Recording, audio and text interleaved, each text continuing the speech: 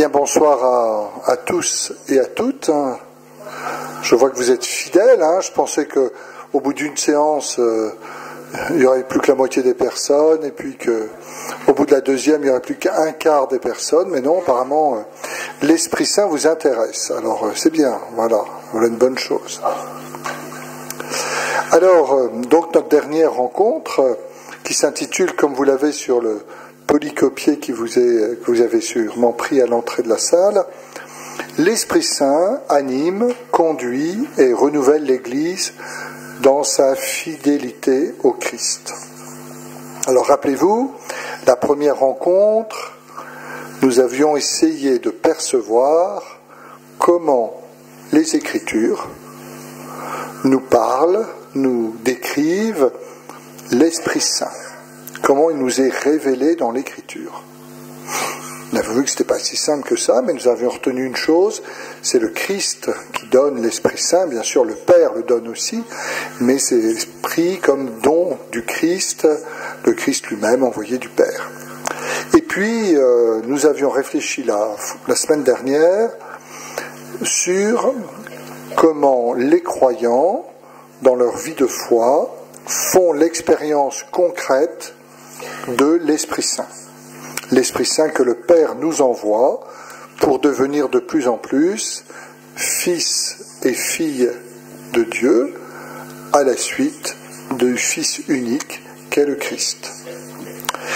Et maintenant, il est bon, enfin, on va parler de la Pentecôte ce soir, il est bon de porter un regard aussi sur l'Église, sur la naissance de l'Église, sur sa vie et son perpétuel renouveau au fil du temps et des événements de notre monde. Alors je vous ai mis un texte ancien pour commencer notre réflexion, Saint Jean Chrysostome. Et c'est Saint Jean Chrysostome qui nous parle de la Pentecôte. Alors je vous lis ça. Où sont-ils maintenant les blasphémateurs de l'esprit ? Car s'il ne me remet pas les péchés, c'est en vain qu'on le reçoit dans le baptême. Si au contraire il les remet, c'est en vain que les hérétiques le blasphèment. C'est ceux qui avaient du mal à reconnaître que l'Esprit Saint existait. Si le Saint-Esprit n'existait pas, nous ne pourrions pas dire que Jésus est notre Seigneur. Car nul ne peut dire que Jésus est notre Seigneur sinon par le Saint-Esprit. C'est Saint Paul aux Corinthiens. Si le Saint-Esprit n'existait pas, nous ne pourrions pas prier Dieu, nous, fidèles. En effet, nous disons « Notre Père qui êtes aux cieux ». De même, nous ne pourrions pas appeler notre Seigneur, de même, nous ne pourrions pas appeler Dieu notre Père. Qui le prouve ? L'apôtre, disant « Parce que vous êtes enfants, Dieu a envoyé dans vos cœurs l'Esprit de son Fils qui crie « Abba, mon Père ». C'est pourquoi quand vous invoquez le Père, rappelez-vous qu'il a fallu que l'Esprit ait touché votre âme pour que vous fussiez jugés dignes d'appeler Dieu de ce nom. Ça nous fait une bonne reprise de ce qu'on a dit. Si le Saint-Esprit n'existait pas, les discours de la sagesse et de la science ne seraient pas dans l'Église, car l'Esprit a donné à l'un de parler avec sagesse, à l'autre de parler avec science. Si l'Esprit Saint n'existait pas, il n'y aurait dans l'Église ni pasteur, ni docteur, car c'est l'Esprit qui les fait selon ce que dit Saint Paul, sur lequel le Saint-Esprit vous a établi évêque et pasteur. Voyez-vous que cela encore se fait par l'opération de l'Esprit. Si l'Esprit Saint n'existait pas, en celui qui est notre commun Père et Docteur, quand tout à l'heure il est monté à cette tribune sainte, quand il vous a donné à tous la paix, vous ne l'auriez pas répondu tous d'une commune voix, alors il parle de l'évêque, et avec votre esprit. Ça vous dit quelque chose, ça ? Bon. C'est pourquoi, non seulement quand il monte à l'autel, ou qu'il s'entretient avec vous, ou quand il prie pour vous, vous faites entendre cette parole. mais encore quand il se tient auprès de cette table sainte, quand il est sur le point d'offrir ce sacrifice redoutable. C'est ce que savent bien les initiés. Il ne touche pas les offrandes avant d'avoir imploré pour vous la grâce du Seigneur, avant que vous lui ayez répondu, et avec votre esprit. Cette réponse même, vous rappelant que celui qui est là, le prêtre, l'évêque, ne fait rien par lui-même, que les dons qu'on attend ne sont nullement des ouvrages de l'homme, que c'est la grâce présente de l'Esprit, descendue sur tous, qui accomplit seul ce sacrifice mystique, l'Eucharistie. Vous avez deviné. Sans doute, il y a là un homme qui est présent, mais c'est Dieu qui agit au moyen de lui. Donc, ne vous attachez pas à ce qui frappe vos yeux, mais concevez la grâce invisible. Il n'y a rien qui vienne de l'homme dans toutes les choses qui s'accomplissent au sanctuaire. Et Saint Jean Chrysostome conclut, si l'Esprit n'était pas présent, l'Église ne formerait pas un tout bien consistant. La consistance de l'Église manifeste la présence de l'Esprit. La consistance de l'Église manifeste la présence de l'Esprit. Une autre manière de dire, il n'y aurait pas d'Église sans la présence de l'Esprit Saint. C'est important parce que des fois nous parlons de l'Église, vous savez, comme une structure, l'Église catholique, une structure, une hiérarchie, une organisation, une administration. C'est vrai, dès qu'il y a un groupe humain, il y a toujours une organisation, une administration, etc. Mais la nature même de l'Église, ce n'est pas d'abord son administration, sa structure, mais c'est cette présence de l'Esprit Saint qui fait de tous les croyants le corps du Christ, le temple de l'Esprit, et le peuple de Dieu. Voilà, la présence de l'Esprit. Si l'Esprit n'était pas présent, l'Église ne formerait pas un tout bien consistant. Donc vous voyez, c'est intéressant, Saint Jean Chrysostome qui pointe un certain nombre de lieux dans la vie de l'Église où l'Esprit Saint est absolument présent pour opérer toutes les actions qui sont décrites dans la vie des croyants.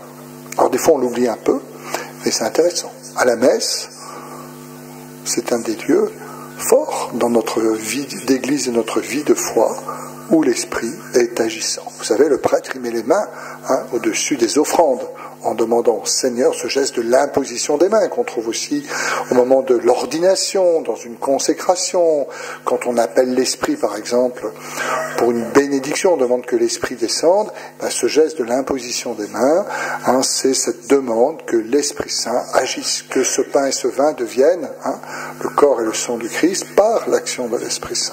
Voilà. Donc c'est l'Esprit Saint qui est au cœur même de l'action de l'Église.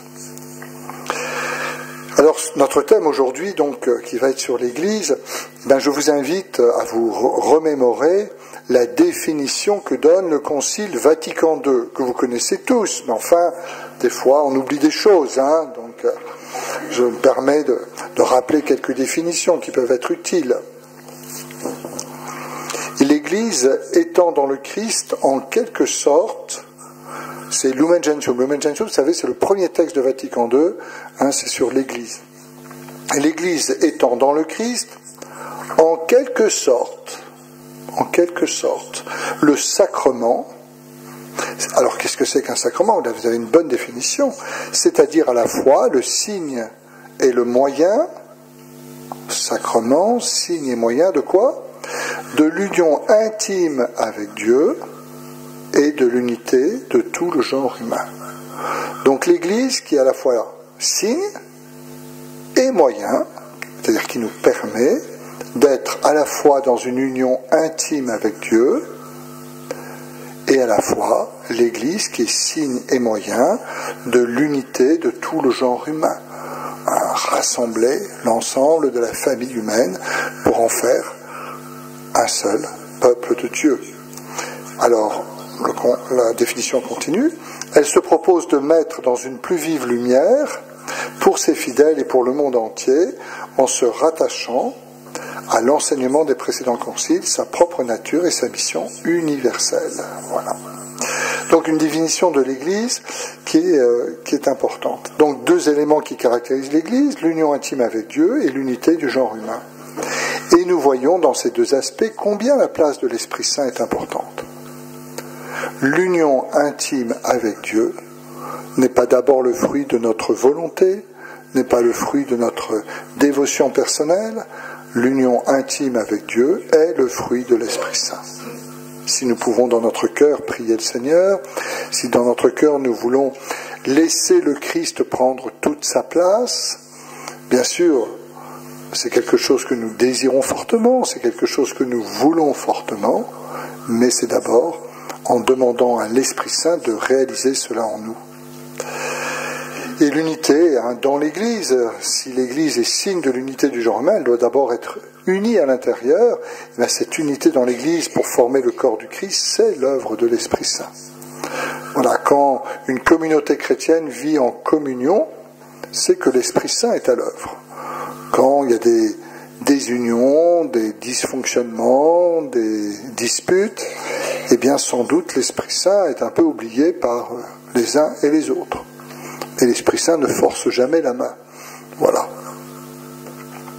Donc vous voyez, c'est une autre manière de manifester combien l'action de l'Esprit Saint est au cœur de la vie de l'Église. Alors Jean-Paul II nous dit, vous avez le texte, lorsque nous employons le mot sacrement, il donne un peu un commentaire de Lumen Gentium.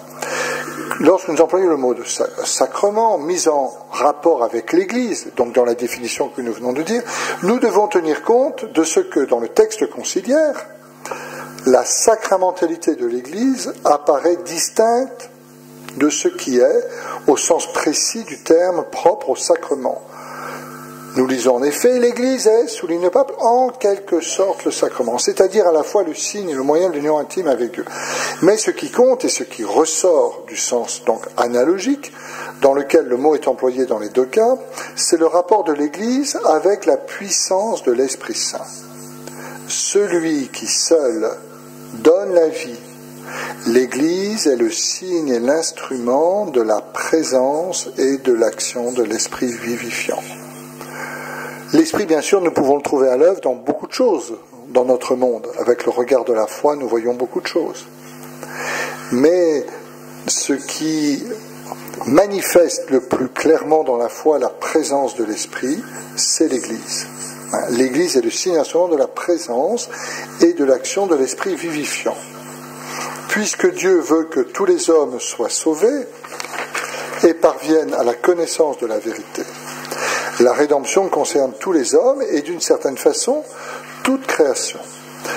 Dans cette même dimension universelle, rédemption, donc c'est le salut, l'Esprit Saint agit en vertu du départ du Christ. Vous vous rappelez, il faut que je vous quitte et que l'Esprit Saint agisse. Ça vous dit quelque chose, ça C'est pourquoi l'Église, enracinée par son propre mystère, dans l'économie trinitaire du salut, alors ça paraît très compliqué comme terme, il y en a qui ouvrent des grands yeux, c'est pourquoi l'Église, ça va, c'est pourquoi l'Église, jusque-là vous suivez, enraciné, jusque-là ça va, son propre mystère. Alors mystère, ça ne veut pas dire que c'est quelque chose de caché, ça veut dire, comme je l'ai dit au moins déjà plusieurs fois, quelque chose de tellement riche, quelque chose qui a à voir avec Dieu, donc c'est tellement riche, qu'on n'en fait pas le tour, et l'économie trinitaire du salut, c'est-à-dire qu'est-ce qui nous a été révélé dans le salut, l'amour d'un Dieu qui est Père, le salut qui nous a été donné par Dieu qui s'est fait homme et qui s'est fait notre frère en Jésus-Christ,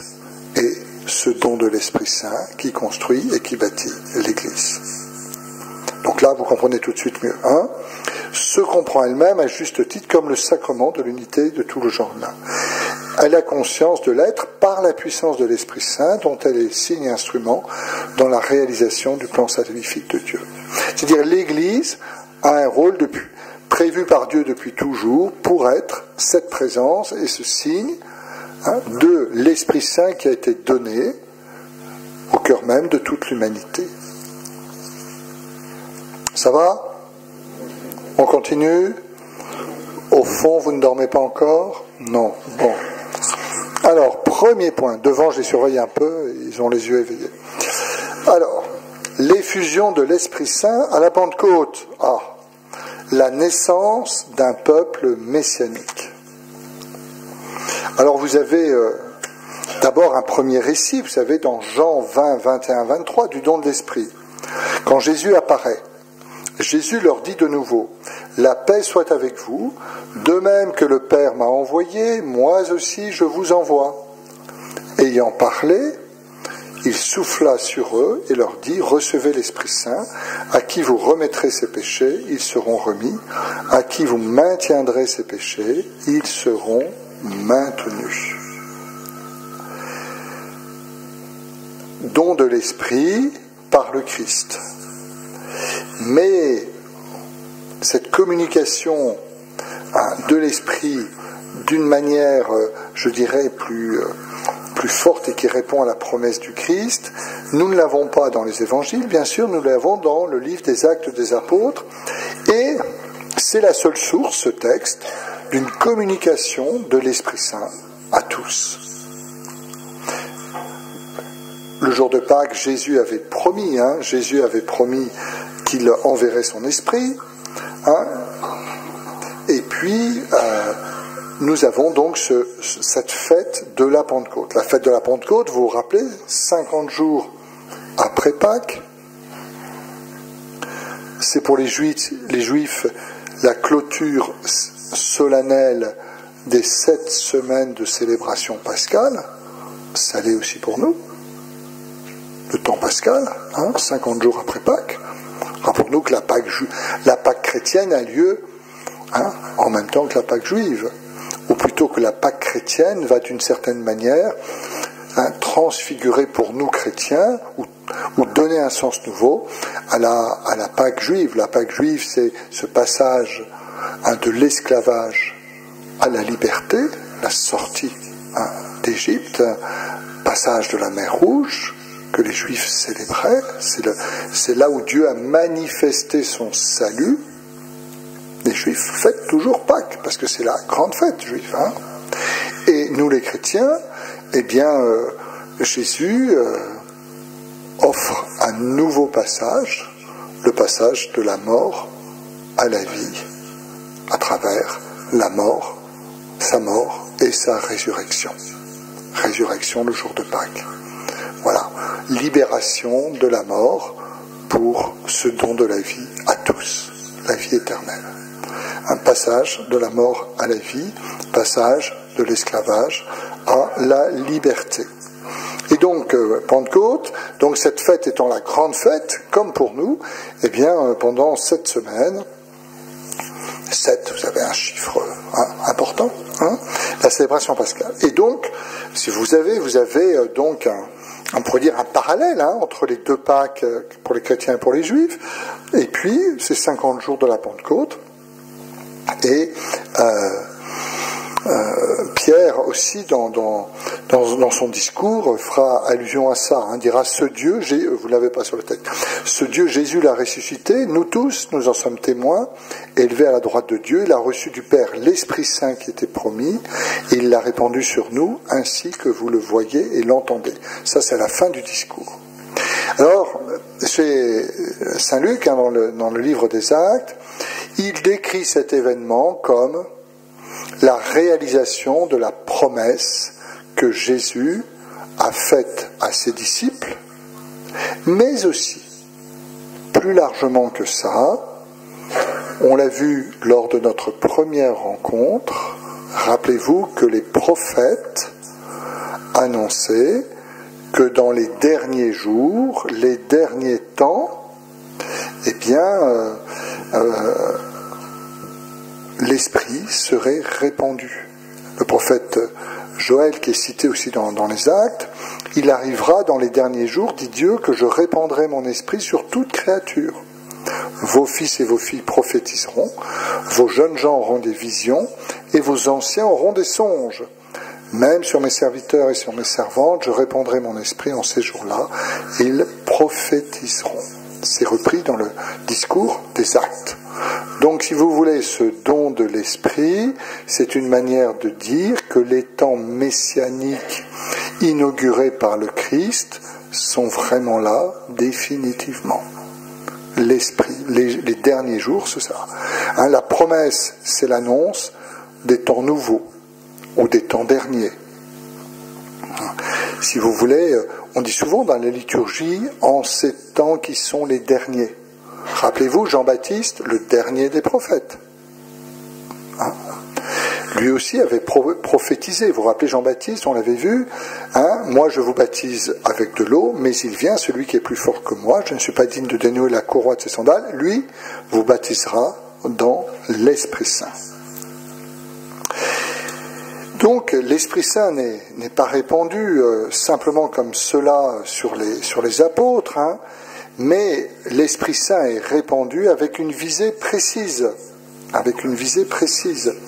à savoir l'envoi dans le monde entier des disciples pour annoncer la bonne nouvelle, la mort et la résurrection de Jésus, c'est-à-dire la mission de l'Église. Quelle est la mission de l'Église, si ce n'est annoncer cette bonne nouvelle de la mort et de la résurrection du Christ. L'effusion de la Pentecôte, c'est pas simplement chaque apôtre qui reçoit un don particulier, une force particulière, mais c'est tous les apôtres, tous ceux qui sont ensemble, et qui sont tous envoyés avec cette force de l'Esprit pour témoigner de la bonne nouvelle. On pourrait dire, voyez, que cette effusion est un peu représentant du groupe du peuple messianique. Hein. On ne savait pas combien ils étaient. Hein. Est-ce qu'ils étaient les 12, 70 disciples? Les Actes vont nous dire qu'ils sont environ 120. Bon, alors qu'est-ce qu'il y avait dans ces 120? Et ce groupe devient, avec le don de l'Esprit Saint, l'instrument pour proclamer les merveilles de Dieu dans toutes les langues du monde. Et l'Esprit Saint n'est donc pas là. Alors tout le monde comprend dans sa langue. Vous avez vu le récit de la Pentecôte? Tout le monde comprend. Alors d'ailleurs c'est un texte difficile à lire. Si on le fait lire par des enfants, on se perd un peu les pédales dans toute l'énonciation de tous les peuples qui sont là. C'est un texte qui permet de vérifier si on a un bon lecteur. Voilà. Et donc tout le monde comprend dans sa langue. Ça ne veut pas dire que la Pentecôte efface les langues. Ça veut dire que l'Évangile peut être compris par tous. L'Évangile peut être compris par tous. À la Pentecôte, c'est ça qui se passe. Il parle, les apôtres, les disciples, et tous peuvent accueillir l'Évangile. Vous voyez, ce texte des Actes est un texte qui dit quelque chose d'extrêmement fort sur la naissance de l'Église et sur sa mission. C'est bien le don de l'Esprit, cette effusion, qui fait naître l'Église et qui pose dès le départ sa mission universelle. Et qu'est-ce que vont faire les apôtres, les disciples? Bien, vous savez qu'ils vont annoncer la bonne nouvelle, il va y avoir la création de communautés chrétiennes un peu partout, ça va aller dans tout le bassin méditerranéen, puis après, ça se répandra dans le monde entier. Donc, si vous voulez, l'aboutissement de la Pentecôte, on pourrait prendre la fin du texte du texte de la Pentecôte que vous avez, les auteurs, donc Pierre qui parle, et puis tous ceux qui écoutent. Et les Actes nous disent, les auteurs furent touchés au cœur.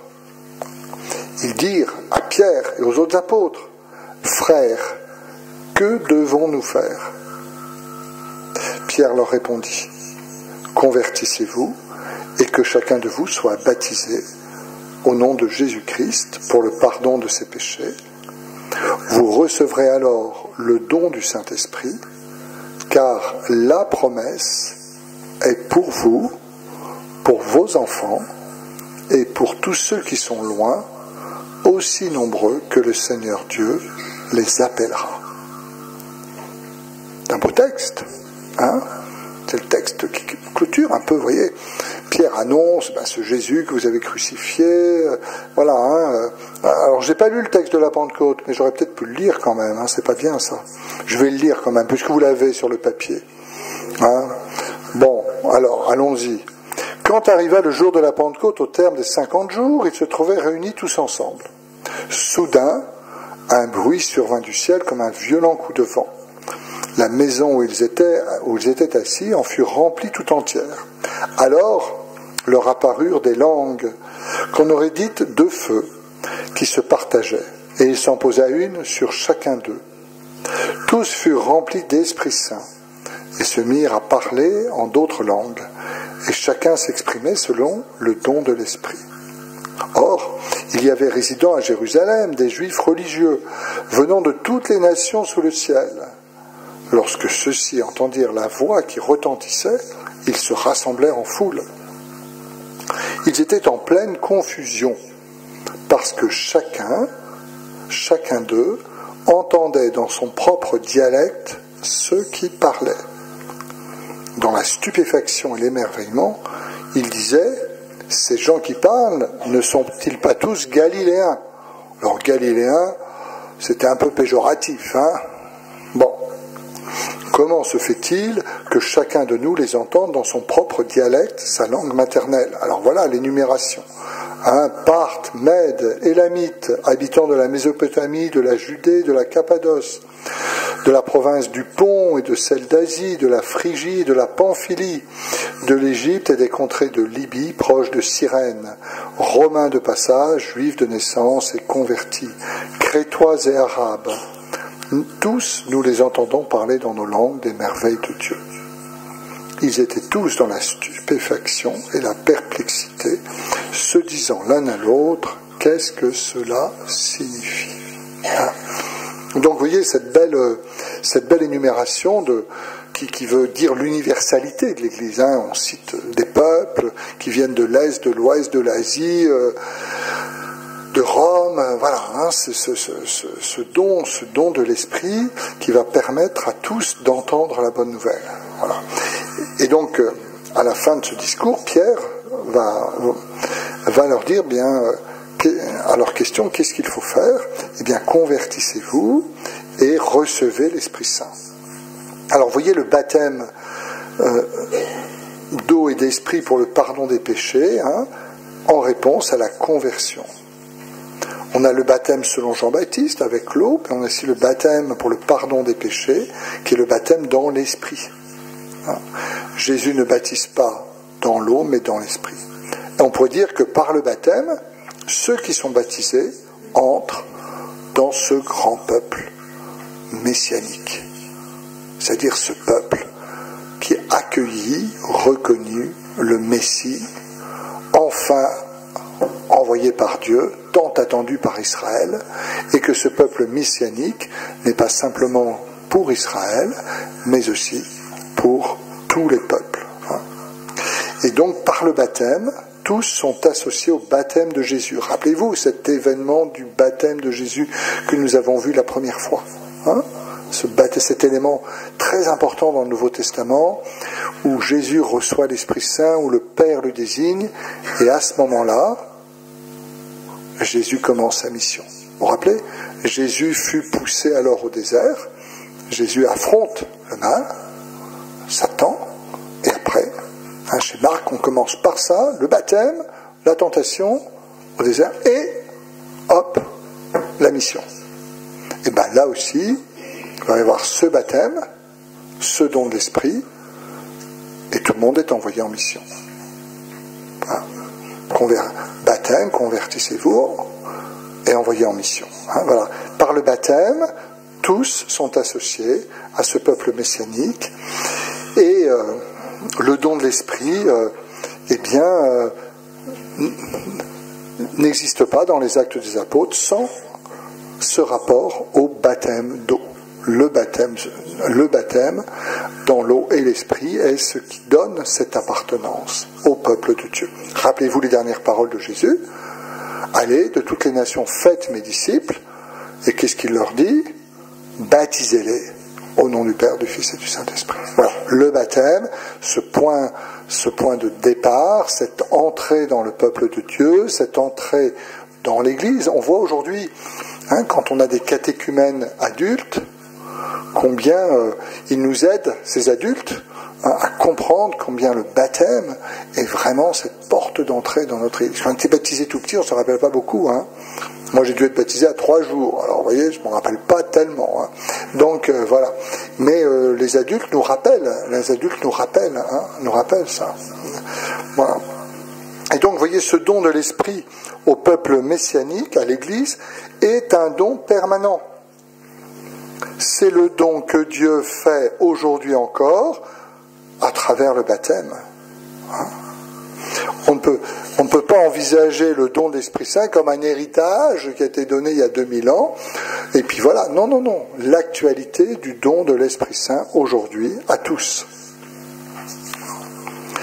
Et vous voyez, ce qui est intéressant, c'est que la présence de l'Esprit Saint, on le trouve à la fois chez chaque croyant,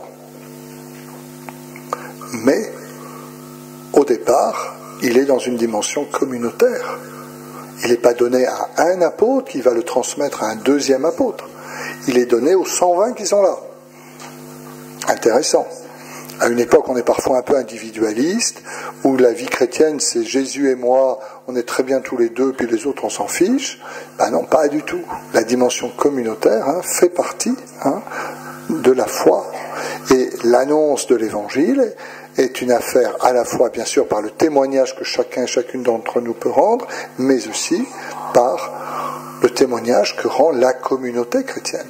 Nos paroisses rendent témoignage par ce qu'elles sont, par la qualité de la communauté, rendent témoignage de la bonne nouvelle.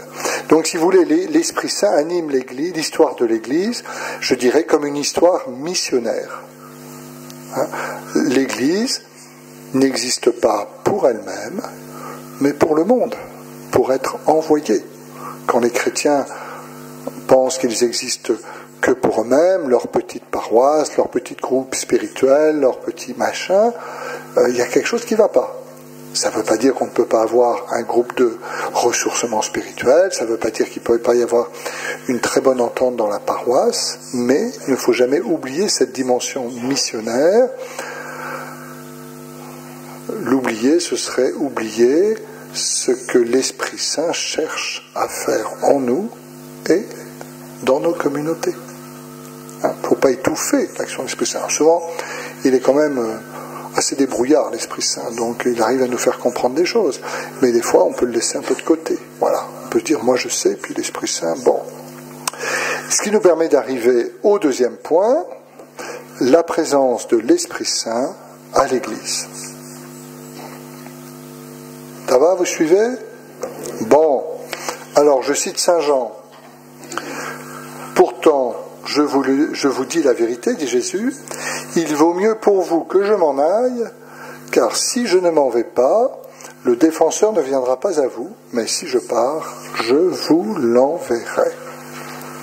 Alors vous savez que Jésus, dans ce passage de Saint Jean, vient d'annoncer aussi les persécutions qui attendent ceux qui vont suivre le Christ. Lui-même, il prononce ces paroles à la veille de sa passion. Il annonce qu'ils seront exclus des synagogues, qu'ils seront mis à mort, etc., etc. Et Jésus, avant, était un peu leur bouclier. Tant que Jésus était là, c'est Jésus qui prenait les coups, si je puis dire. Bon, c'est toujours à Jésus que la foule demandait des comptes quand elle n'était pas d'accord. Mais Jésus s'en va. Que va-t-il se passer? Eh bien, Jésus leur dit, ne vous inquiétez pas, vous recevrez l'Esprit Saint qui sera votre défenseur et votre avocat. Donc, finalement, l'œuvre de l'Esprit, c'est ce soutien que l'Esprit va apporter aux disciples de Jésus. Alors, on a un aspect un peu juridique, vous voyez, le défenseur, l'avocat, il y a un peu cette image que Jésus prend, mais en fait, c'est l'Esprit Saint qui nous aide, qui nous inspire, qui nous aide à trouver les mots justes, qui aidera l'Église à pouvoir expliquer sa foi. Ce ne sera pas si facile, vous savez, les premiers siècles, ça va se disputer entre les grands théologiens, les pères de l'Église. Il y en a qui se disputeront tellement, qui iront tellement loin, au début ils étaient très proches de la foi, puis après, ils sont partis un peu loin, vous voyez. Donc voilà, l'Esprit Saint qui est l'avocat de ceux que le Christ a sauvés, et l'avocat qui va les aider à défendre la foi. Et puis dans cette idée, on a aussi l'idée que l'Esprit Saint va être celui qui accompagne. Avec, vous voyez un peu l'idée de quelqu'un qui accompagne, qui conseille. Hein? Et vous avez ça, vous voyez ce langage de la défense, vous l'avez tout de suite dans les Actes des Apôtres. Parce que ça commence mal tout de suite, très vite, dans les communautés chrétiennes. Et je vous ai mis le texte du premier martyr, Étienne, un des 7 diacres. En entendant cela, la foule, ils furent exaspérés dans leur cœur. Ils grinçaient des dents contre lui. Mais Étienne, rempli d'Esprit Saint, fixa les regards vers le ciel et vit la gloire de Dieu et Jésus debout à la gloire de Dieu. Il dit, « Voici les cieux ouverts et le Fils de l'homme debout à la droite de Dieu. » Ils crièrent alors d'une voix forte en se bouchant les oreilles et se précipitèrent tous ensemble sur lui, le chassèrent hors de la ville et le lapidèrent. Premier martyr, Étienne, un témoin du Christ. Et donc vous voyez, nous avons rempli de l'Esprit Saint. Étienne qui affirme sa foi et qui affronte le danger. Vous voyez, dès le départ, les premiers qui vont rendre compte de leur foi au prix de leur sang, on marque très clairement que ce sont des hommes remplis de l'Esprit Saint. Voilà, l'Esprit Saint, le défenseur, l'avocat, celui qui permet. C'est pas lui qui va empêcher la lapidation, mais c'est lui qui va permettre à celui qui est persécuté d'assumer dans la foi et la confiance ce martyre.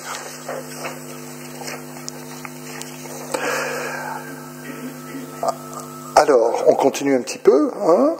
Donc j'ai dit d'abord la présence de l'Esprit Saint à l'Église, un défenseur et un avocat. Ça va ? Ensuite, la présence de l'Esprit Saint à l'Église, que j'ai déjà un peu évoqué, l'inauguration d'une ère nouvelle. Le départ du Christ, la venue de l'Esprit Saint constitue une étape nouvelle. Cette étape était, comme je l'ai évoqué, déjà évoquée dans l'Ancien Testament, annoncée par les prophètes, et cette attente de l'Ancien Testament est rendue possible par la mort, la résurrection et l'ascension du Christ. Quelque chose est nouveau. Quelque chose est nouveau avec la naissance de l'Église. Quelque chose de nouveau dans l'histoire de l'humanité avec la naissance de l'Église. Un seul corps formé de rachetés issus de toutes les nations. Et bien sûr, ce n'est déjà qu'un achèvement partiel parce que nous savons que la gloire de Dieu se révélera à la fin des temps. Mais nous sommes déjà dans les temps nouveaux. Donc une ère nouvelle, quelque chose de nouveau. Et vous savez, on chante souvent, on dit l'Esprit ferait toutes choses nouvelles.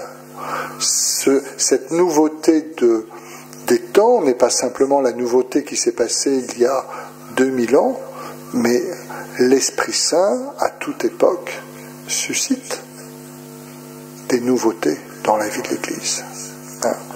J'aime bien dire que les saints et les saintes que nous voyons émerger depuis 20 siècles dans notre Église sont, à mon avis, la meilleure illustration, si ce n'est preuve, que l'Esprit Saint ne cesse d'agir. Qui a suscité une Anne-Marie Martel. Paul évêque du Puy avait décidé qu'Anne-Marie Martel viendrait et ferait tout ce qu'elle faisait.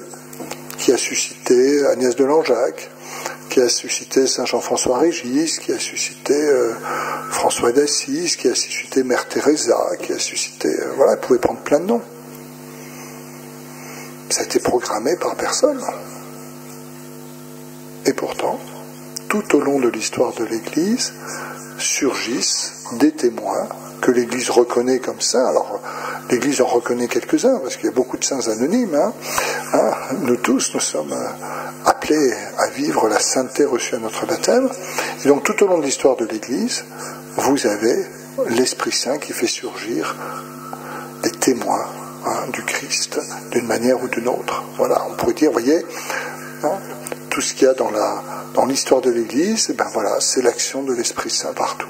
Et aujourd'hui encore, l'Esprit Saint suscite des hommes et des femmes, et peut-être que dans 10, 20, 50 ans, on dira, de nouveau, à telle époque, tel homme, telle femme est reconnu comme saint, c'est-à-dire quelqu'un qui a essayé de mettre sa vie sous la force de l'Esprit.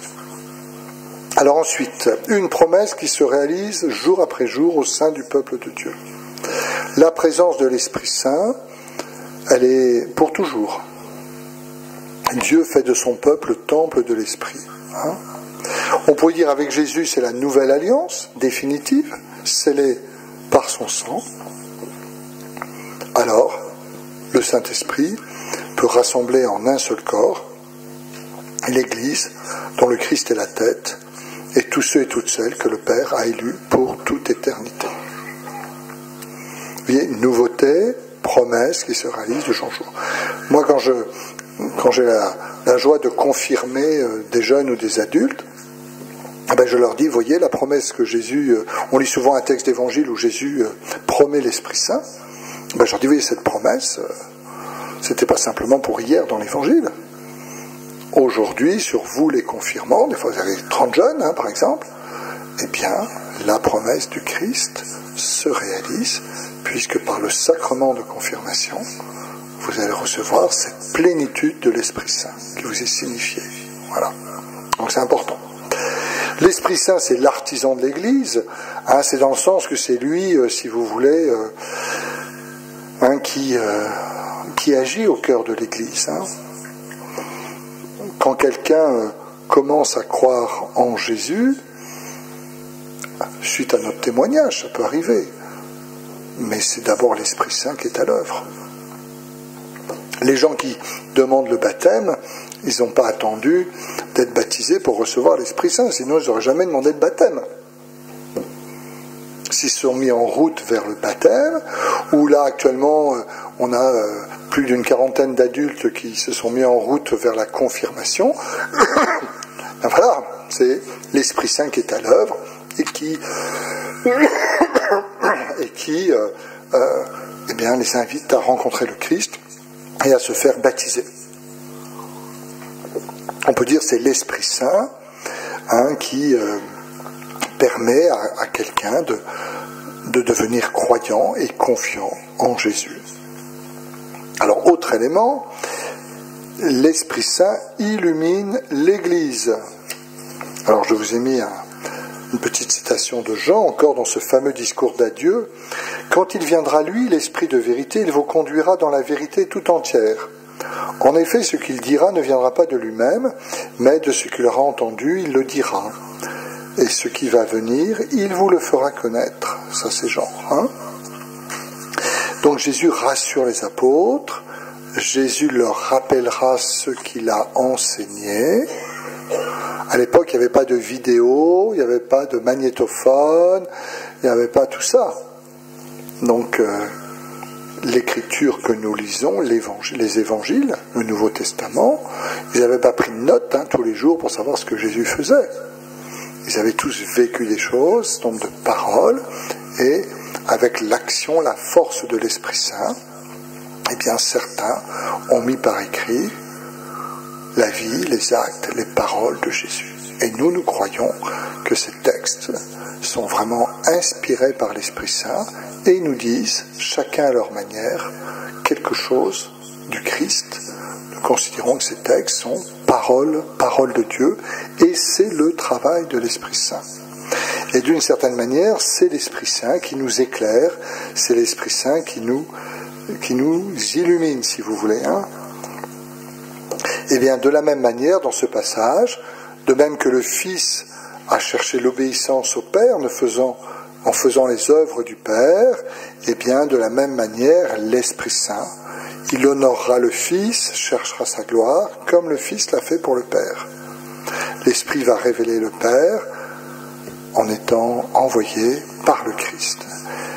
Et Saint Paul nous met dans une de ses lettres une prière qui est très claire, une bénédiction d'une certaine manière, que le Dieu de notre Seigneur Jésus-Christ, le Père de gloire, vous donne un esprit de sagesse et de révélation qui vous le fasse connaître, qu'il illumine, voilà l'illumination, les yeux de votre cœur, afin que vous sachiez quelle est l'espérance qui s'attache à son appel, quelle est la glorieuse richesse de son héritage au milieu des saints, et quelle est la grandeur surabondante de sa puissance envers nous qui croyons selon l'action souveraine de sa force. C'est dans la lettre aux Éphésiens. Voilà. Donc Paul, qui, d'une certaine manière, c'est une espèce de prière assez magistrale que tout pasteur pourrait formuler pour son assemblée, par exemple à la fin de la messe ou à la fin d'une rencontre. Voilà. À demander au Fils et au Père d'envoyer cet esprit qui illumine le cœur des croyants. Voyez ? Autre élément, l'Esprit Saint, dernier élément, maintient l'Église apostolique. Apostolique, ça vient d'apôtre, et apôtre, ça vient d'envoyer. Vous savez, je crois en l'Église sainte, catholique, apostolique et une et apostolique. Voilà. Voilà, il faudra reprendre un peu le credo là. Ce soir, il y a quelques défaillances. Voilà. Et dedans, on parle apostolique. Apostolique, ça veut dire la nature de l'Église. Il y a une Église, l'Église du Christ, sainte, elle est habitée par l'Esprit Saint. Apostolique. Voilà, apostolique, ça veut dire que cette Église est fondée sur les apôtres, bien sûr, mais si elle est fondée sur les apôtres, ça veut dire qu'elle n'est pas simplement fondée comme les fondateurs d'une société, de je sais pas quoi, d'une institution humaine. Cette fondation veut dire que l'Église elle-même est, comme on l'a dit tout à l'heure, habitée, animée par l'Esprit pour annoncer la bonne nouvelle. Voilà. Et donc, je vous ai remis là un petit texte. Quand viendra le défenseur que je vous enverrai d'auprès du Père, lui, l'Esprit de vérité, qui procède du Père, il rendra témoignage en ma faveur. Vous aussi, vous allez rendre témoignage, car vous êtes avec moi depuis le commencement. Et puis Jean dira, ce que nous avons vu et entendu, nous vous l'annonçons à vous aussi, pour que vous aussi, vous soyez en communion avec nous. Or nous sommes, nous aussi, en communion avec le Père et avec son Fils, Jésus-Christ. Donc, voilà l'Esprit Saint qui maintient l'Église apostolique, si je puis dire. Parce que, voilà, si l'Église ronronne, c'est plus tout à fait l'Église apostolique. Voilà.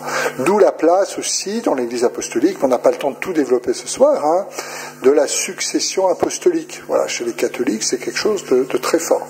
Chez nos amis protestants, c'est autre chose. Voilà. Mais c'est une question, succession des apôtres avec finalement cette dimension de ceux qui sont envoyés par le Christ pour annoncer l'Évangile. Et puis, dernier élément sur lequel je ne pourrais pas m'attarder parce que sinon on pourrait passer 2 heures là-dessus. Vivre des dons de l'Esprit Saint. Eh bien, voilà, l'Esprit Saint, dans les épîtres de Paul et d'autres, surtout Paul, nous dit toutes les qualités, les charismes que donne l'Esprit Saint. Voilà. Alors je vous ai mis ça, vous voyez... Voilà, l'Église, voilà, Elle naît d'en haut et de nouveau par l'Esprit, elle est régénérée par l'Esprit, elle est lavée, sanctifiée, justifiée par l'Esprit, elle est scellée de l'Esprit, elle a le Saint-Esprit qui habite en elle, l'Église, elle est marquée de son sceau et reçoit les arts de l'Esprit, les dons, elle est baptisée d'Esprit Saint. Voilà. L'Église, si vous voulez, qui est entièrement le fruit de l'Esprit Saint et à l'intérieur de cette Église, des dons qui sont faits. Voilà, donc tout ça pour dire, c'est la présence de l'Esprit Saint à l'Église. Défenseur, une ère nouvelle, une promesse qui se réalise, l'Esprit Saint qui est l'artisan de l'Église, l'Esprit Saint qui illumine l'Église, l'Esprit Saint qui maintient l'Église dans sa dimension missionnaire, si vous préférez missionnaire plutôt qu'apostolique, et dans sa fidélité, parce que dimension apostolique, c'est fidèle aux apôtres, donc dans sa dimension de fidélité à la fois missionnaire, et puis des dons de l'Esprit Saint, parce que toute l'Église est baignée par l'Esprit Saint. Et donc on arrive, voilà, le souffle missionnaire de l'Esprit Saint au cœur d'un peuple pèlerin et évangélisateur. Bon, le titre est un peu long, enfin comme vous l'avez sous les yeux, voilà. Alors là on va aller voir du côté du pape François, parce qu'il a beaucoup écrit là-dessus. Alors je vous ai mis un petit texte. Pour maintenir vive l'ardeur missionnaire, il faut une confiance ferme en l'Esprit Saint. Car c'est lui qui vient au secours de notre faiblesse.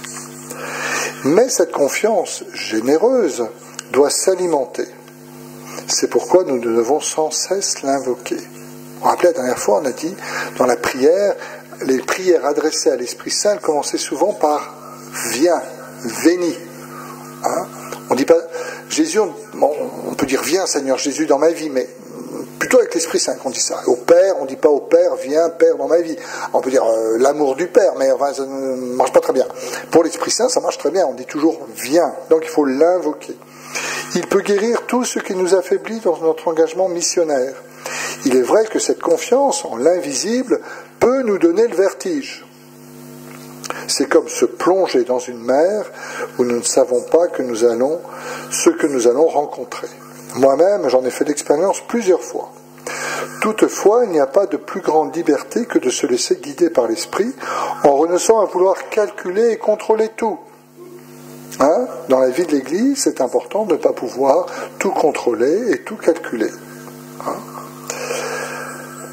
Alors, où est-ce que je suis Voilà. Et de permettre à l'esprit de nous éclairer, de nous guider, de nous orienter, de nous conduire là où il veut. Il sait bien ce dont nous avons besoin à chaque époque et à chaque instant. On appelle cela être mystérieusement fécond. Donc vous voyez, à travers ces mots, le pape François invite chaque baptisé à se laisser guider pleinement par l'Esprit Saint, afin de répondre à ses appels et d'annoncer l'Évangile. Ce qui veut dire que nous soyons capables, que nous apprenions les uns et les autres, ensemble, seuls ou avec d'autres, à discerner l'action de l'Esprit Saint dans nos vies. On ne peut pas le faire tout seul, il faut le faire avec d'autres. Voilà.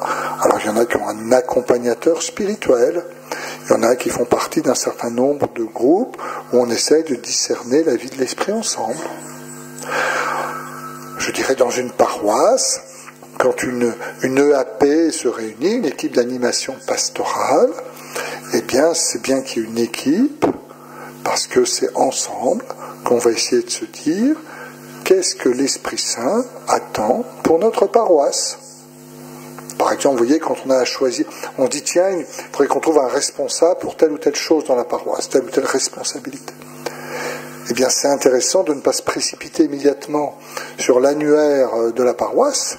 On a tous les noms, mais c'est peut-être intéressant d'abord de se dire, on va peut-être prendre un peu de temps, prier l'Esprit Saint, pas se précipiter, voir qu'est-ce qu'on a comme noms qui peuvent surgir, attendre un peu et discerner. Voilà, comment je discerne l'Esprit Saint.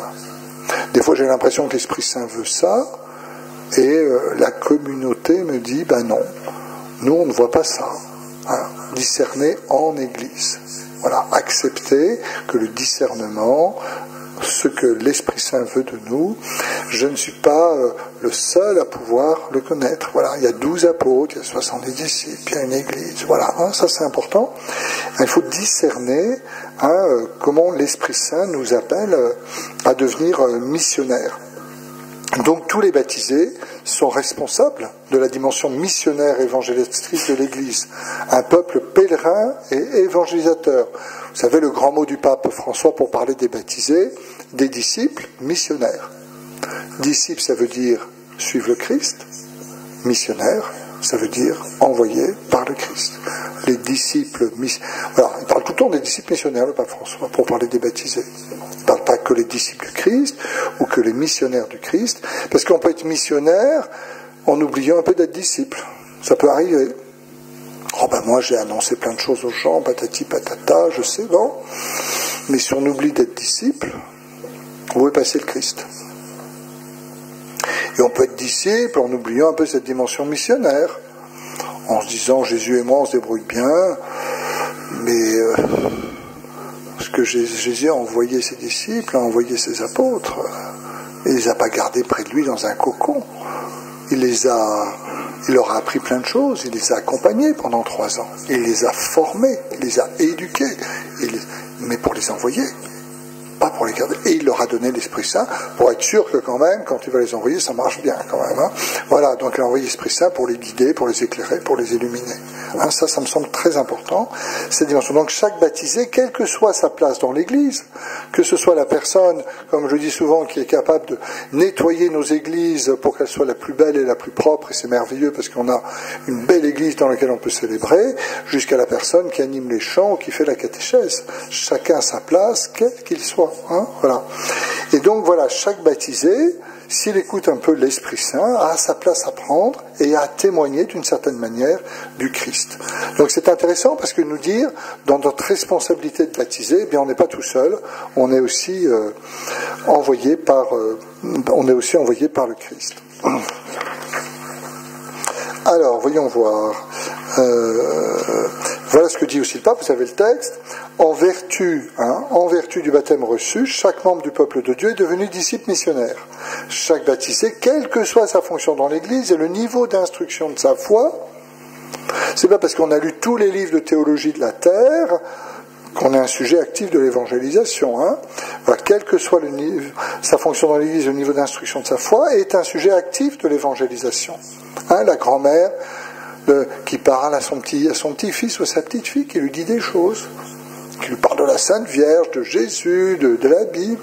Oh, elle ne connaît pas grand-chose, la grand-mère, elle a toujours habité au fin fond de la campagne, monsieur le curé était bien gentil, mais il ne racontait pas grand-chose, mais la grand-mère, elle a une sacrée foi.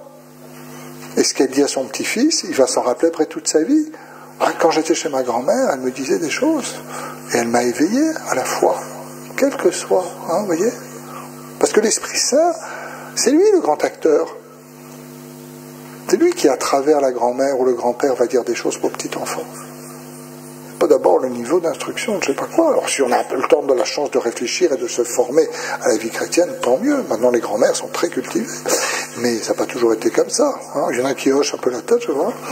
Alors bon, chaque baptisé, donc voilà, il serait inadéquat de penser à un schéma d'évangélisation utilisé pour des acteurs qualifiés, où le reste du peuple fidèle serait seulement destiné à bénéficier de leurs actions. Voilà, c'est un peu pour la vie de la paroisse. Est-ce qu'on a un plan tout fait ?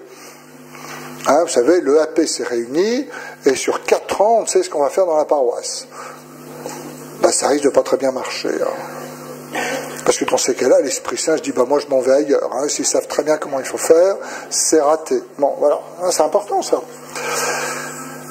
La nouvelle évangélisation doit impliquer que chaque baptisé soit protagoniste d'une façon nouvelle, donc comment tout le monde va être dans le coup. Cette conviction se transforme en un appel adressé à chaque chrétien pour que personne ne renonce à son engagement dans l'évangélisation. Voilà. Donc, vous voyez, et il ajoute, l'Église doit accomplir son destin providentiel, alors l'évangélisation comme une prédication. Alors écoutez bien, joyeuse, patiente et progressive de la mort salvifique et de la résurrection de Jésus-Christ doit être une priorité absolue. C'est intéressant, il dit joyeuse. Vous savez, chez le pape François, si vous n'avez pas encore repéré ça, c'est que vous n'avez pas beaucoup lu, la joie est quand même un élément important. Hein. Son grand texte premier, c'est la joie de l'Évangile. Voilà. Une annonce joyeuse. Si à l'EAP, tout le monde fait la tête, si monsieur le curé fait la tête et que mademoiselle Lelombec ou monsieur Lelombec qui joue de l'harmonium, je n'ai rien contre les organismes, je sais qu'il y en a ici, et font la tête, ça ne va pas, ils ne sont pas du tout témoins. Voilà, hein. Joyeuse, hein, le thème, voilà. La manière, voilà. Et pourquoi on a cette joie? Parce que cette joie, c'est un dynamisme intérieur qui nous est donné par l'esprit. Si on sait que l'esprit est à l'œuvre, ça va, on est joyeux. Si on pense que tout, c'est nous qui devons tout le temps tout maîtriser ce qui se passe dans l'Église. Aujourd'hui, parfois, il y a des gens, ils ne pensent que l'Église qu'en termes de survie. Il faut que ce soit la survie. Dans nos paroisses, il y a moins de monde, il y a moins de jeunes, il y a moins de prêtres, il y a moins. Comment on va faire pour tenir? Alors, il faut absolument faire ça va tenir. Alors, je n'ai pas dit qu'il ne faut rien faire. Mais est-ce que c'est la bonne attitude? Est-ce qu'on est là pour travailler pour la survie de nos communautés? Ou est-ce qu'on est là pour que nos communautés, quelles qu'elles soient, avec des cheveux blancs, ou des cheveux un peu gris, ou des fois quelques cheveux moins blancs et moins gris, il y en a qui font, ils n'existent pas, on n'est pas là pour la survie de notre communauté, on est là pour que nos communautés soient missionnaires. Et moi je suis témoin en Haute-Loire, je me promène à droite à gauche, des communautés très vivantes. Et c'est pas le problème de l'âge ou de la couleur des cheveux, c'est que la question, on peut avoir des jeunes qui pensent qu'à la survie de l'Église, et des vieux qui sont très cool par rapport à ça, et qui disent, mais attendez, le problème c'est pas la survie, ça c'est l'affaire de Dieu, la survie de l'Église. Et pareil que l'Église, ça va durer, Jésus l'a dit. La question, c'est la mission. Aujourd'hui, la question, c'est comment nos communautés sont missionnaires avec ce que nous sommes. Comment la grand-mère va inciter son petit-fils peut-être à aller un peu plus au caté. Comment ces personnes retraitées vont créer des choses de solidarité, des choses de vie chrétienne, etc. dans leur communauté. Comment cette jeune famille va pouvoir prendre sa place dans la communauté. Comment on va aller être proche de tous. Hein. Si on est dans la survie, on n'est pas du tout avec l'Esprit Saint. Si on est dans la mission, on est avec l'Esprit Saint. Et ça me semble extrêmement important, vous voyez. Joyeuse, patiente. Hein, le temps ne nous appartient pas. Il appartient à Dieu. Voilà. Il faut du temps. Il faut se convertir. Et puis l'Esprit Saint, il agit parfois vite et parfois il prend du temps. Patiente. Si nous sommes trop impatients, c'est que nous pensons que nous allons faire les choses que par nous-mêmes. Ça ne veut pas dire qu'il ne faut rien faire. Il ne s'agit pas de faire la sieste en permanence. Mais, voilà, patiente parce que, des fois, moi comme évêque, je me dis comment on va changer cette situation. Alors je vais un peu pleurer chez mon vicaire général, qui sort ses Kleenex pour me consoler, et voilà, et on se dit, on va être patient, on va voir comment ça va se passer. Et puis souvent ça s'arrange, Souvent ça s'arrange. Si on va trop vite, parfois, ça mon vicaire général me le dit aussi souvent, si on va trop vite, ça va pas. Il faut être un peu patient. Voilà. Donc, et c'est pas être pareil dans une paroisse, on cherche quelqu'un, on n'a pas trouvé, on est patient, puis des fois les choses arrivent. Voilà. Puis progressive. Voilà, la vie chrétienne, c'est un chemin sur lequel on avance. On n'a jamais fini de regarder Jésus avec ses disciples. Il a bien du boulot pour les former, ils ne comprennent jamais rien. Bon, alors, à chaque fois, il leur explique, fait des paraboles. Voilà. Progressive. Il y a une croissance dans la vie chrétienne. C'est ça qui est bien. Jusqu'à la fin de notre vie, nous avons une croissance de notre vie spirituelle. Voilà, c'est la chance de nous dire, chaque étape de la vie, on a à croître dans notre vie spirituelle. Vous voyez donc, la nature même de l'Église, ce peuple en marche, s'inscrit dans cette mission évangélisatrice, joyeuse, patiente et progressive. Et elle est ouverte à tous les peuples, et je vous ai mis un dernier passage de Pape François. L'histoire de l'Église a permis parfois, avec des heurts, ce long apprentissage où d'innombrables peuples ont reçu la grâce de la foi et l'ont fait fleurir dans leur vie quotidienne et l'ont transmis selon leurs modalités culturelles propres. Quand une communauté accueille l'annonce du salut, l'Esprit Saint féconde sa culture avec la force transformante de l'Évangile. De sorte que, comme nous pouvons le voir dans l'histoire de l'Église, le christianisme n'a pas un modèle culturel unique, mais tout en restant pleinement lui-même, dans l'absolue fidélité à l'annonce évangélique et à la tradition ecclésiale, il revêtira ainsi le visage des innombrables cultures et des innombrables peuples où il est accueilli et enseigné. Ça, c'est la Pentecôte. L'évangile est reçu dans toutes les cultures. Regardez maintenant en Haute-Loire, on accueille des communautés de sœurs étrangères. On accueille des sœurs malgaches à Blêle, des sœurs vietnamiennes au Puy. Bientôt, on va avoir des sœurs togolaises à Issingeau. Ça va être d'un exotisme torride. Voilà, on va voir toute la paroisse qui va jouer du tam-tam et en boubou. Et puis, et peut-être que dans un an ou deux, on accueillera des sœurs du Sénégal, peut-être à Saint-Paulien. Là, la communauté est en train de couver un petit projet pour accueillir des sœurs. Vous voyez ? Ben voilà, c'est des nations, des jeunes églises qui ont beaucoup de vocation et qui accueillent. On accueille aussi des prêtres venus d'ailleurs. Regardez, on a accueilli cette année 2 prêtres malgaches, un prêtre camerounais. C'est intéressant dans nos communautés d'avoir cet apport des églises autres qui nous aident. Alors, pour terminer, j'ai fait un tout petit point sur le sacrement de confirmation, parce que c'est l'année ou jamais. Alors, je vais peut-être pas tout prendre, je vous ai fait un petit schéma, vous allez me dire c'est un peu bizarre. Voilà. Si vous voulez, j'ai fait un parallèle, vous voyez. Alors, rappelons-nous d'abord ce que le Christ dit, Allez de toutes les nations, faites des disciples, baptisez-les au nom du Père, du Fils et du Saint-Esprit, apprenez-les à observer tout ce que je vous ai commandé, moi je suis avec vous jusqu'à la fin des temps. Donc l'importance du baptême. Alors, au baptême, il y a aussi l'imposition des mains, il y a aussi le Saint-Crème, comme pour la confirmation. Alors, pourquoi la confirmation ? Alors, je ne vais pas rentrer dans l'histoire des sacrements. On avait d'abord souvent un baptême, une confirmation, Eucharistie. Nous, on a plutôt baptême, Eucharistie, confirmation. Vous allez chez nos frères orthodoxes, ils font tout à la fois. Chez nos frères protestants, il n'y a pas tout à fait la confirmation, si je ne me trompe pas, mais au baptême, il y a le don de l'esprit, vous voyez. Donc, voilà. Et la confirmation, dans l'histoire de l'Église, achève le baptême. C'est-à-dire, un fidèle était baptisé par des prêtres dans les premiers siècles, mais doit être conduit à l'évêque qui lui impose les mains. Dans les Actes des Apôtres, on a des histoires comme ça, vous savez. Il y en a qui ont été baptisés, mais ils disent ne pas avoir reçu le don de l'Esprit Saint. Et alors du coup, les apôtres imposent les mains et reçoivent le don de l'Esprit Saint. Donc si vous voulez, on pourrait dire que le baptême chrétien est baptême dans l'Esprit. L'Esprit est donné bien sûr. Mais la confirmation apporte en quelque sorte le sceau. S-C-E-A-U. Le sceau, le sceau du baptême. D'une certaine manière, l'Esprit a été déjà donné, mais on scelle liturgiquement la grâce, d'une certaine manière. Il y a le baptême de l'eau, et là, d'une certaine manière, on a cet aspect du baptême de l'Esprit. Et si on veut faire des parallèles, on va avoir le Christ en sa Pâque, on est baptisé dans la mort et la résurrection. L'autre événement, c'est la Pentecôte avec la confirmation, ce don de l'Esprit Saint. On a ces 2 événements, si vous voulez, voyez.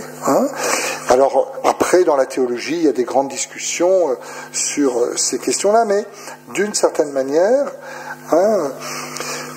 on pourrait dire, je vous cite, les fidèles incorporés à l'Église par le baptême ont reçu un caractère qui les délègue pour le culte religieux chrétien. Devenus fils de Dieu par une régénération, ils sont tenus de professer devant les hommes la foi que par l'Église ils ont reçue de Dieu. Par le sacrement de confirmation, leur lien avec l'Église est rendu plus parfait.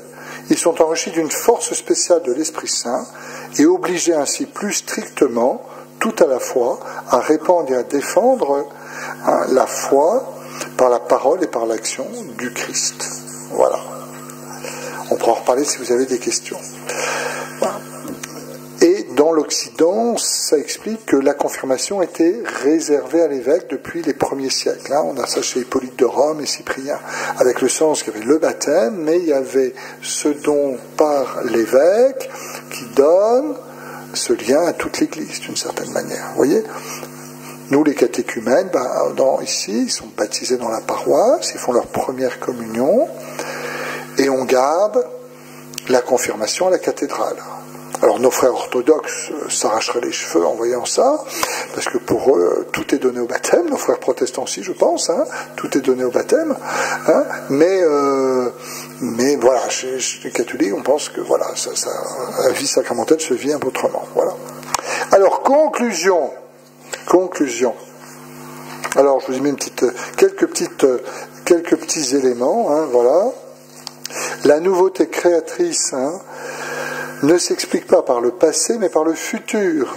Il est évident que l'action du Dieu vivant ne peut être que créatrice. Mais la merveille de... C'est Conga aussi tout ça. Mais la merveille de Dieu qui se révèle à Abraham, Isaac et Jacob est que son acte créateur vient du futur. Ce Dieu-là vient dans le monde comme à sa rencontre. Il est devant, il appelle, il bouscule, envoie, fait grandir. Ensuite, c'est l'événement pascal. L'événement pascal, advenu une fois pour toutes, comment devient-il nôtre aujourd'hui ? Par celui-là qui en est l'artisan dès l'origine et dans la plénitude des temps, l'Esprit Saint. Il est personnellement la nouveauté à l'œuvre dans le monde. Il est la présence de Dieu avec nous, joint notre esprit. Sans lui, Dieu est loin, le Christ est dans le passé, l'Évangile est une lettre morte, l'Église une simple organisation, l'autorité une domination, la mission de la propagande, le culte une évocation et l'agir chrétien une morale d'esclave. Alors, vous n'avez pas intérêt à oublier l'Esprit Saint. Alors, c'est un discours qui a été fait à un congrès œcuménique en 1968. Mais, en lui, donc l'Esprit Saint, est dans une synergie indissociable. Le cosmos est soulevé et gémit dans l'enfantement. L'homme est en lutte contre la chair. Le Christ ressuscité est là. L'Évangile est puissance de vie. L'Église signifie la communion trinitaire. L'autorité est un service libérateur. La mission une Pentecôte. La liturgie mémoriale et anticipation.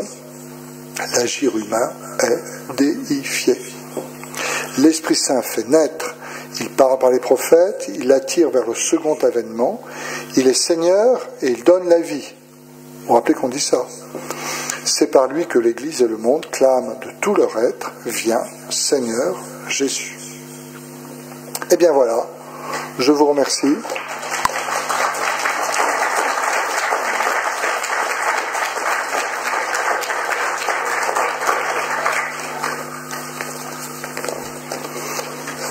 Ça va, vous tenez encore le choc? Bon. Alors on va faire, André gentiment va faire passer les micros qui ont l'air de marcher ce soir. Prenez 2 minutes pour souffler quand même, respirer. Après tout ce que vous avez appris sur l'Esprit Saint, il faut prendre vos esprits. Monseigneur, est-ce que je me tromperais beaucoup si je pensais qu'avec le baptême, je deviens stagiaire ou apprenti, et qu'avec la confirmation, je deviens ouvrier qualifié, qui doit toujours s'améliorer, mais ouvrier? Oh, ça peut être une bonne définition, moi je trouve. Est-ce que je peux continuer, s'il vous plaît? Ça peut être une bonne définition. Oui. Est-ce qu'au moment du baptême, on reçoit l'Esprit Saint? Oui, on reçoit l'Esprit Saint au moment du baptême. Et le mot confirmation, ça veut dire donc que ce don de l'Esprit Saint, j'ai pris l'image du sceau. On l'avait reçu au baptême. C'est-à-dire que cet Esprit Saint, d'une certaine manière, nous est donné de manière spécifique et sacramentelle. C'est une reconnaissance, si vous voulez, de manière très explicite, de ce don de l'Esprit Saint. Mais c'est pour ça que j'expliquais que dans la tradition sacramentaire, les baptêmes baptême et confirmation étaient très liés, parce qu'il y a le Saint-Crème aussi, si vous voulez, et l'Eucharistie. Avec, si vous voulez, il y a une dimension aussi pastorale, quand on sépare baptême, Eucharistie. Quand vous êtes chez les orthodoxes, le petit bébé, il communie, il a une petite parcelle d'hostie sur ça, donc on met dans sa bouche, hein, voilà. Les trois, c'est parce que c'est les trois sacrements de l'initiation chrétienne, hein, qui font de nous un chrétien. Mais pour des raisons pastorales et parfois aussi un peu théologiques, en tout cas dans l'Église catholique romaine, on a séparé un peu les trois sacrements de l'initiation. Ce qui n'est pas le cas avec le baptême d'adulte. Nous, pour des raisons pastorales, on souhaite que les catéchumènes, enfin les néophytes, une fois qu'ils sont baptisés eucharistiés, viennent recevoir de l'évêque la confirmation, mais l'évêque peut aussi, dans certains cas, et dans certains diocèses ça se fait, où il n'y a pas du tout de célébration à la cathédrale avec l'évêque, mais où les prêtres qui baptisent dans la nuit de Pâques confèrent les trois sacrements aux néophytes, c'est-à-dire au catéchumène qui devient chrétien. Voilà. Hein. Donc, mais les trois vont ensemble. Dans le rituel, vous pouvez avoir ça. D'un autre côté, vous voyez, le fait de vivre ce sacrement de confirmation séparé, même l'Eucharistie, ça permet aussi une meilleure peut-être préparation, une meilleure compréhension aussi. Alors vous me direz, si on croit en l'Esprit Saint, il fait comprendre tout, mais enfin, pastoralement, c'est pas mal parfois de faire une belle préparation et d'expliquer les choses. Voilà, hein, c'est important. Merci. Je voudrais intervenir pour rappeler tout simplement à notre auditoire le miracle du souffle de l'Esprit Saint. Je peux donner comme exemple quelque chose de vécu que malheureusement même des catholiques ignorent. Hein. On ignore notre histoire, on ignore l'histoire de l'Église. Des milliers de missionnaires sont partis d'Europe, issus de familles riches, en tout cas pas du tout pauvres. Donc on ne peut pas dire que c'est pour aller chercher des aventures ailleurs, hein, comme Christophe Colomb et autres. Hein. Ils sont partis, ils ont tout laissé, et ils ont pris des risques énormes. Aujourd'hui, pour aller à Moscou, il faut 150 vaccinations, alors que de ce temps-là, pour aller au Japon, en Afrique noire, etc., il n'y avait pas de vaccin. Et ils s'attendaient bien, ces missionnaires, à ce qui allait leur arriver. Ils mouraient comme des mouches dans certains cas. Oui, c'est vrai. Et on n'en a pas parlé, mais l'esprit est toujours là. De plus en plus, on a des chrétiens dans le monde, actifs, plus intéressés à leur religion et solidaires des autres. Tellement vrai que, vous voyez, le père évêque a fait allusion à quelques sœurs, à quelques prêtres qui viennent des missions extérieures pour venir entretenir, si vous voulez, la vie de l'Église, le foyer qui est en train de s'éteindre. C'est pas grave, les braises sont là. Les jeunes que les missionnaires ont formés viendront nous donner un coup de main en attendant que la relève soit assurée ici. J'ai très confiance dans cet esprit et je crois que la première chose à faire quand même, essayons d'éviter de tout le temps nous regarder le nombril. Hein. Il ne faut pas être égoïste. Aujourd'hui, on ne court qu'après ses propres intérêts alors qu'il y a tellement de belles choses à réaliser. C'est tout. Alors c'est tout à fait vrai. Je peux dire quelque chose parce que tout le monde le sait.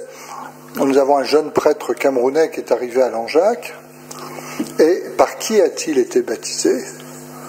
Par le père Claude Digonnet, qui était missionnaire au Cameroun. Le père Claude Digonnet qui nous a quittés l'année dernière.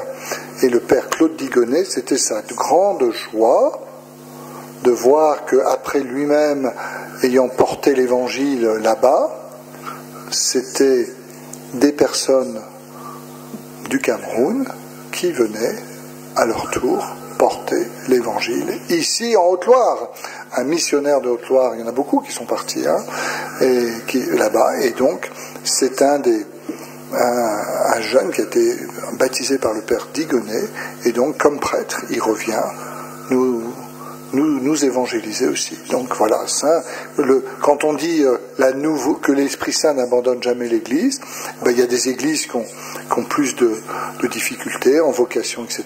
Mais dans le monde, il y a des tas de jeunes églises, si je puis dire, qui ont une vitalité et une générosité dont maintenant nous profitons. Nous avons donné, et à notre tour, nous recevons. Et donc ça, voilà, c'est aussi, je dirais, la catholicité de l'Église, c'est-à-dire l'Église universelle, et donc il y a cet échange entre les Églises. Voilà, c'est important. Et puis je dirais, avec ce diocèse du Cameroun, avant de commencer par des échanges entre prêtres, il y avait eu certains d'entre vous connaissent, il y avait des échanges au niveau caritatif, puisqu'il y avait une association qui s'appelle le Grand Toucou, pour ceux qui connaissent, qui travaille depuis plus d'une dizaine d'années à apporter une aide matérielle pour les écoles, les lycées, etc., dans ce diocèse du Cameroun. Voilà, donc c'est intéressant parce que c'est aussi l'Esprit Saint qui suscite des liens nouveaux qu'on n'a jamais prévus. Le père Digonnet n'avait jamais prévu qu'un jeune qui baptiserait viendrait ici comme missionnaire. Mais c'est arrivé. Voilà. Bon, on va terminer en priant l'Esprit Saint, comme d'habitude. Vous n'êtes pas contre? Bon, eh bien on va prendre une prière de Saint Augustin, vous voyez? D'accord? Respire en moi, Saint-Esprit, afin que je pense ce qui est saint. Agis en moi, Saint-Esprit, afin que je fasse ce qui est saint. Attire-moi, Saint-Esprit, afin que j'aime ce qui est saint. Affermis-moi, Saint-Esprit, afin que je garde ce qui est saint. Garde-moi, Saint-Esprit, afin que je ne perde jamais ce qui est saint. Et bien que le Saint-Esprit nous garde les uns les autres, demandons-lui, après ces 3 rencontres, et bien qu'il nous aide lui-même à mieux discerner sa présence dans nos vies, dans la vie de nos communautés, dans l'Église et dans le monde, et que Dieu Tout-Puissant nous bénisse, le Père, le Fils et le Saint-Esprit. Et très bonne soirée, très bon retour à vous tous, et merci d'être venus nombreux pour ces 3 séances.